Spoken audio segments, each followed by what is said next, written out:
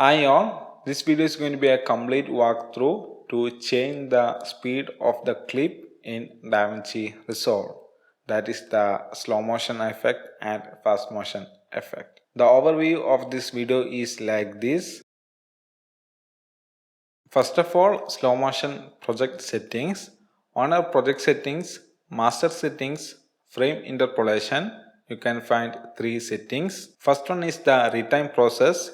You can think of this retime process as the method by which new frames are created in slow motion and fast motion. There is three options. Nearest means all the missing frames will be the nearest frame of the source video in slow motion, and in fast motion frames are dropped. Frame blend is same as nearest, with the only difference being in frame blend the frames will be dissolved to create smoother effect. Lastly, there is optical flow, and it uses motion estimation method to create new frames for both fast and slow motion. Optical flow provides the best result compared to frame blend and nearest, and at the same time it consumes more resource compared to frame blend and nearest uses the least resource. Then there is the motion estimation method. It is the process used by optical flow to create new frames. It provides four options: standard faster, standard better, enhanced faster, enhanced better. Standard faster provide least quality, then standard better, then enhanced faster, then enhanced better. At the same time, resource used also increases in the same way. Then there is motion range. By controlling this motion range option, you are providing DaVinci Resolve the data. The data you provide is the amount of motion in your clip. Smaller means less motion, medium means average, and lastly large means high motion in your clip. By providing this data, DaVinci can handle slow motion more easily. Now for the individual clip settings, you can find this option on Inspector tab, Retime and Scaling. From there, you can control the retime process and motion estimation for the individual clip. All the option provided here is same as that of the project settings, with only a simple addition of speed warp in motion estimation method. Speed warp work based on DaVinci's neural engine, and it gives the best result compared to all other motion estimation method, and at the same time it uses more resource compared to all other. That's all about the settings. Now for the ways to change the speed of the clip. First one is using clip attribute panel.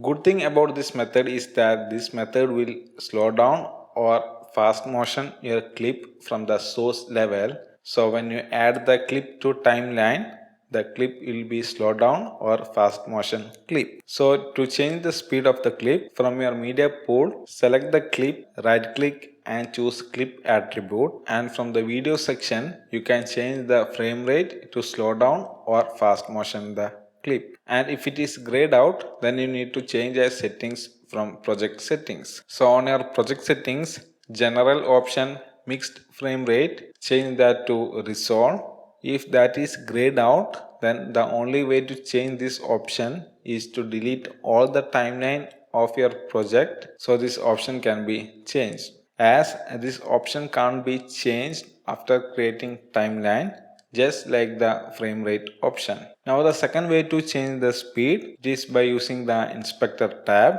Select your clip, and on the Inspector tab, speed change, you can see the controls. Three icons shown is like this: forward motion, every speed change to the clip without reversing the clip; reverse motion, every speed change after reversing the clip; lastly, freeze frame. Freeze frame means the clip will be freezed on the selected frame till the entire duration of the clip. Below that there is speed and frame option. Both are linked. You can use either the speed control or number of frame to slow down or fast motion the clip. Duration show the duration of the clip after making the changes. Below that there is a ripple timeline option. By enabling that, when you make slow motion or fast motion change, the part on the timeline which is empty due to this change you made will be deleted automatically. Then there is pitch correction, which is for the audio clip of your timeline, as when you slow down the clip, audio will also slow down, and by ticking this box, pitch correction will be added to the audio automatically. Sometimes this option will destroy your audio by giving more pitch to the audio than needed. At that time, just untick this box. Next way to change the speed of the clip is by using change speed option. On your timeline, select the clip, right click and choose change clip speed. At that time, you will see a pop-up which shows option to change the speed of your clip. All the options shown here is same as that of the option shown in the inspector tab. The only change in this option is the to option, which is related to the keyframes you added to the clip. Maintain timing means keyframe will be locked onto the position, while stretch to fit means keyframe will be stretched or compressed to fit the speed change you added. Next way to change the speed of the clip is by using retime controls. On your timeline, right click and choose retime controls, and by placing your mouse over the top bar you can control the speed of the clip. Good thing about this method is that we can clearly see how much duration the video is occupying on the timeline. In the middle of the clip, it will show the percentage of how much you change the speed of the clip, and if you click that percentage it shows more options. First thing on this is the add speed point option. Speed point is same as that of keyframe. To add the speed point, place the timeline handle to the location where you want to add the speed point, then choose add speed point. You can add two speed point and control the speed at that particular location. On the speed point, by dragging the lower end, you are changing the location of the speed point. While dragging the top portion, you can control the speed.